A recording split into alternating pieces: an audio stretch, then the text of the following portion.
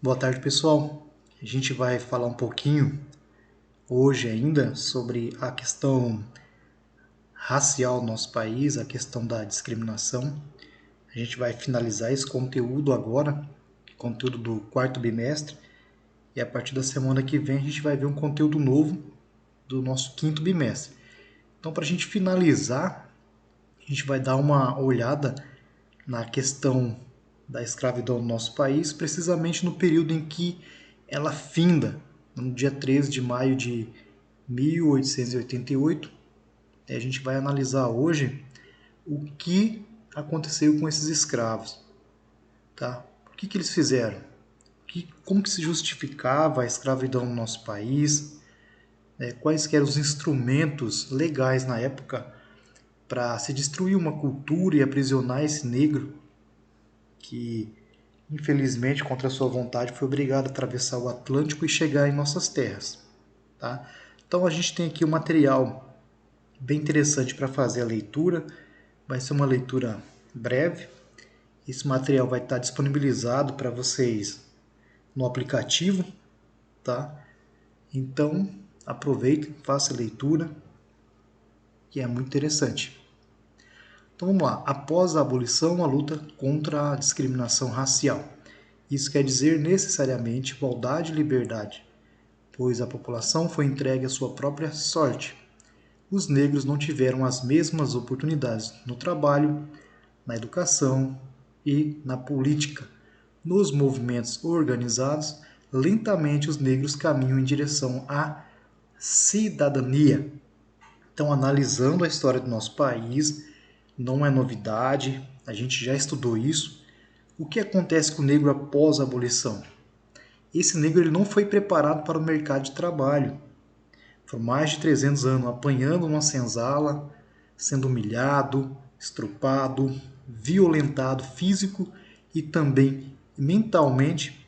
E quando liberto, de uma noite para o dia, se viu obrigado a disputar o mercado de trabalho com o imigrante europeu, que já vinha preparado para trabalhar, já vinha preparado na questão dos movimentos sociais, reconhecendo seus direitos, né, o que eles tinham de direito, e o escravo. Então a gente vai ver que a abolição em si, ela colocou o negro numa questão de subemprego. Então muitos optaram por permanecer nas fazendas onde já trabalhavam, em situações ainda piores, agora mais humilhantes ainda, e aqueles que se dirigiram para as cidades acabaram também trabalhando de forma informal. Então a gente percebe, pessoal, que essa questão da discriminação ali, ela começa ali no nosso país, na questão do Brasil colônia, e hoje ainda no século XXI a gente consegue observar essa discriminação. Para se ter ideia, após a abolição da escravidão no nosso país, os negros eles foram vistos como os possíveis criminosos. Então todo e qualquer crime que aconteceu naquele período eram atrelados aos negros, como se eles fossem os culpados. Então tínhamos ali aglomerados nos subúrbios, esses negros vivendo de forma de subemprego e ainda levando a culpa e a fama como fossem criminosos. Tá? Então tudo era ligado a esses negros.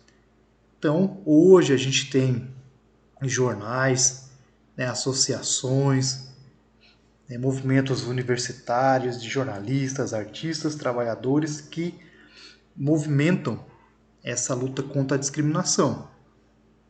Entre o senhor e o escravo, o homem livre. Então a gente vai analisar aqui que por mais de 300 anos da história do nosso país, a nossa população, dentro desse contexto de miscigenação, era principalmente composto por indígenas, o europeu português e esses africanos e também os mestiços. Então vamos lá. O número de indígenas que foram escravizados no nosso país, se comparado com os de escravos, foi bem menor. Então havia ainda uma diferença. Então quando a gente... Isso aqui é um tema bem interessante, porque algumas pessoas falam, ah não, o indígena não serviu para o trabalho porque ele era preguiçoso, não. Pelo contrário, tá?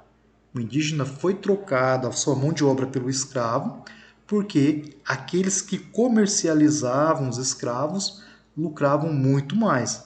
Então o negro era tratado como um produto, era uma especiaria, e aqueles que praticavam, aqueles comerciantes que faziam o tráfico negreiro, lucravam bem mais, tá? Então, uma das diferenças é que os indígenas conheciam a terra, já os africanos desconheciam a terra, então tiveram maior dificuldade para se adaptar, né, à questão da escravidão e também dificuldade de escapar, de fugir. Para onde fugir? Então a gente pode analisar a nossa questão hoje. E se fôssemos nós? De repente você está aqui, de uma hora para outra você é amarrado, acorrentado, jogado num navio, depois de passar muito tempo, fome, frio, chega lá na África, no meio do nada, sem se conhecer nada. Para onde é que você vai? O que fazer? Como é que fugir? Você não podia nem olhar para cima que já estava apanhando. Então é complicado. Então entra na questão cultural. A gente tem que se colocar no lugar dessas pessoas. O ladino já era o quê? Quem que era o ladino? Era o escravo domesticado. Então ele já conhecia a língua, as normas, as regras, os comportamentos que eram esperados daquele escravo. Então a reação individual é muito mais fácil de ser controlada do que a reação coletiva. Então é dentro desse contexto que a gente tem, por exemplo, algumas famílias que vinham para o nosso país, eles separavam filhos, esposas, do esposo. Então as etnias eram totalmente separadas para evitar justamente uma reação coletiva. Você conter uma pessoa, beleza. Você conter 10 familiares, fica muito mais difícil. Então, quando entravam na senzala, esses escravos encontravam outras pessoas na sua mesma situação, mas, como a gente falou, já que eles eram separados, a gente tem que lembrar que a gente pensar, não, o negro veio da África, tá, é um negro. Não, tínhamos o quê? Várias etnias diferentes. A gente tinha banto, sudanês, então eram várias ramificações, várias culturas, hábitos, costumes, e eram até pessoas que às vezes eles eram inimigas lá na África. Então isso auxiliava esses senhores, por exemplo, aqui, a dominá-los, porque muitos que eram antigos inimigos acabavam se denunciando, digamos assim, se dedurando, né, ocasionando mais ainda intrigas. Então assim era fácil para o dominador dominar essas pessoas. Então esses escravos repetiam as orações cristãs que os padres justificavam na época que a escravidão era um ato de amor, um ato de salvação, para que esses servos negros fossem salvos. Então, mesmo nessas fazendas, a gente tínhamos trabalhos mais leves e alguns trabalhos mais pesados, e isso despertava também ódio e inimizade. Então, vocês já percebam ali que essa questão, até a questão da atribuição do trabalho, era uma forma de dominação. Porque se eu dou um trabalho mais simples, fácil e leve para um escravo e para o outro mais pesado, automaticamente se tornam inimigos e assim a gente evita uma reação coletiva. Envenenamentos, justiçamentos e fugas. Então os grandes proprietários não se relacionavam diretamente com os escravos. Isso que é bem interessante, porque a gente tem muitas novelas que mostram ali senhores de escravos, nossa, tudo bonzinho ali, conversando, todo mundo amigo. Isso é mentira, não era bem assim que funcionava.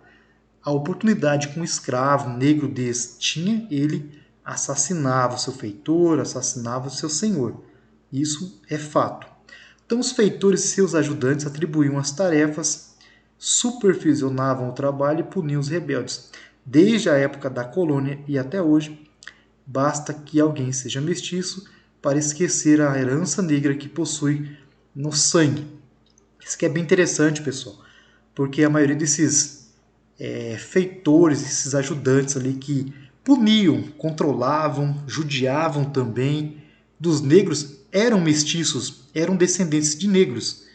É por isso que eles usavam negros como feitores também, por conhecer os hábitos, os costumes, por ter a mesma herança. Mas no momento que eles se tornavam feitores, esqueciam a sua herança, esqueciam que um dia também passaram por aqui, eles esqueciam que nas suas veias corriam sangue de negros também.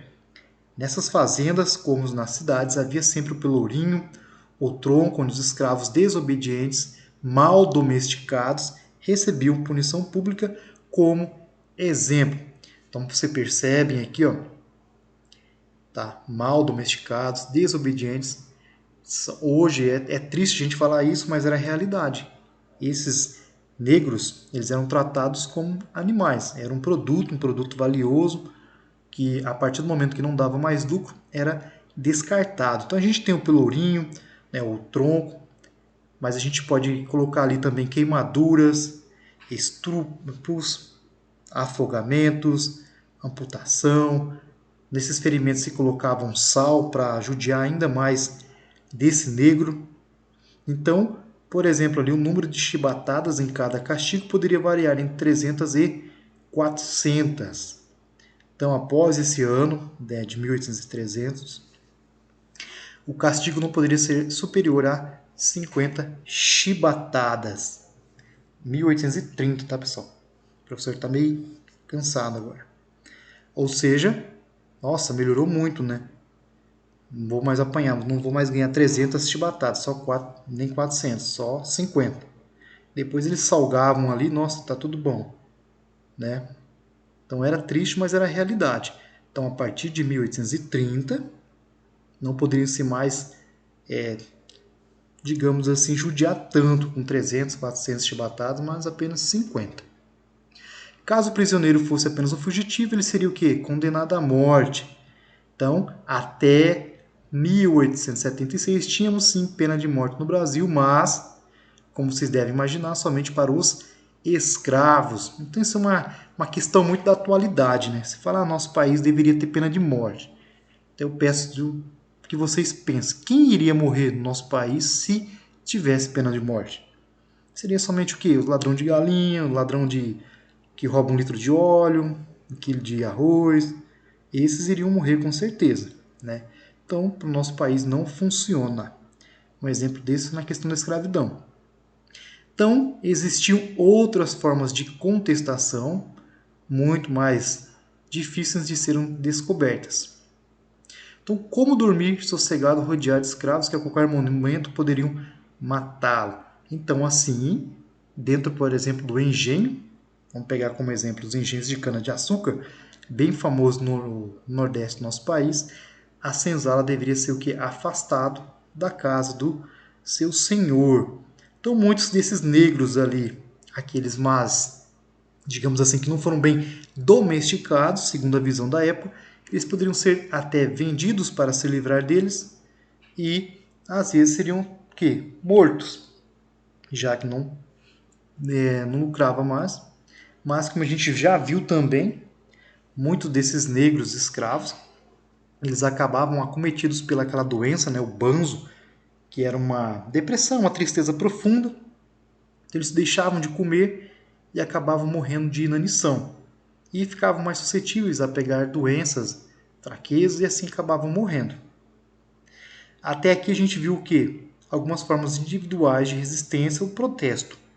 Mas quando esses escravos conseguiam fugir e se agrupavam em certos locais, geralmente eram afastados dessas fazendas e cidades, surgiu então o que? Um mucambo, ou, como era mais conhecido, um quilombo. No interior desses quilombos a gente tinha o que? Os chefes, o seu culto religioso, sua vida social baseada na igualdade e também na solidariedade. Então tínhamos ali não somente uma etnia, mas várias etnias. Poderíamos encontrar também até alguns indígenas, homens brancos, livres, pobres. Também o mais famoso desses quilombos foi o do Palmares, no atual estado de Alagoas, que foi destruído pelo Domingos Jorges Velhos, um bandeirante paulista, mas chegou a ter uma população aproximadamente de 330 mil habitantes. Tá bom? No Maranhão também havia quilombo, em Minas Gerais também, no Mato Grosso não foi diferente. Tínhamos aqui o Cariterê, né, o quilombo do Piolho, do Manso. Nos países vizinhos na América Central e no Sul dos Estados Unidos, os quilombolas ou seja, quem eram os habitantes desses quilombos, atormentavam os escravocratas, obrigando-os, abrigando-se em locais seguros, saqueando e pilhando fazendas e plantações. Nada mais justo, né? Viva a luta. Morrer escravo sem lutar? Não, não tem como, né? Então, após a abolição, a luta contra a discriminação racial.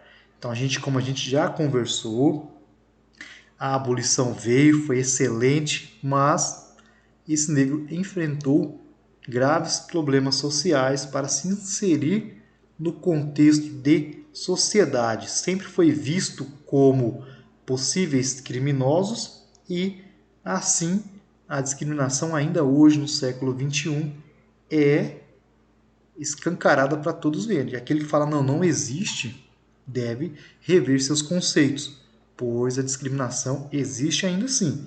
Não esse mimimi que a gente vê volta e meia na mídia, mas aquela verdadeira. Então, só depois de 350 anos, desde a chegada dos primeiros africanos, a escravidão ela foi o que? Abolida, lá no dia 13 de maio de 1888. E agora, né? Como inserir esse negro na sociedade? Então, a gente tem ali, pessoal, para você ter ideia, esse negro, ele fazia de tudo. Né? Ele trabalhava no campo, trabalhava na casa, trabalhava na feira. Ele era um exímio trabalhador. Para você ter ideia, tinha negros que vieram para o nosso país, nossa, lá um escravo negro. E era alfabetizado. Sabia ler, sabia escrever, coisa que a maioria da população da colônia naquele período não sabia. Então a maioria da nossa população do nosso país era analfabeta, enquanto muitos desses negros já eram alfabetizados. Então, durante os séculos de colonização, as atividades agrícolas principais eram desenvolvidas nas grandes fazendas dos senhores de escravos. Então, muitos desses escravos que foram soltos, libertos, acabaram vivendo de estado de miséria e se submetiam a trabalhar a esses senhores e senhores de escravos. Suas cabanas eram sujas, quase sem móveis e sem utensílios domésticos. Então, o que se produzia era o suficiente para a subsistência, já que nosso país era baseado na questão das plantations, ou seja, o que se produzia aqui era direcionado para o mercado consumidor fora do nosso país. Na questão colonial, então, tínhamos o que? Aquele pacto comercial entre colônia e a metrópole que era Portugal. Alguns camponeses eram livres, sim, e viviam em suas terras. Eram chamados de sitiantes. Então, a maioria desses sitiantes viviam nas terras de senhores de engenho, a quem lhes entregavam parte do que produziam, quase como um feudalismo, né? Em plena América. Os homens livres e as relações de poder. Então, quem que eram esses homens livres? Eram os agregados que viviam nessas terras dos grandes senhores, mas permaneciam ligados ao proprietário, pois tinham que dar parte do que produziam. Basicamente, feudalismo aqui, pessoal. As relações entre senhores e agregados não eram de igual para igual, principalmente quando falamos na questão dos negros, já que a maioria era visto como possíveis criminosos. Então é dentro desse contexto que a gente vai ter uma característica marcante, que é a questão dos coronéis, ou seja, aqueles que detinham, né, em si os poderes políticos da época e controlavam o voto, principalmente daquelas pessoas que viviam dentro das suas terras. Até hoje a gente pode ver essa situação semelhante nas cidades. Hoje a gente tem muita questão do voto de cajado. O que é o voto de cajado, pessoal? É o voto em que aquela massa de manobra de pessoas acabam sendo direcionados por um líder religioso a votar em partido A, político A ou político B.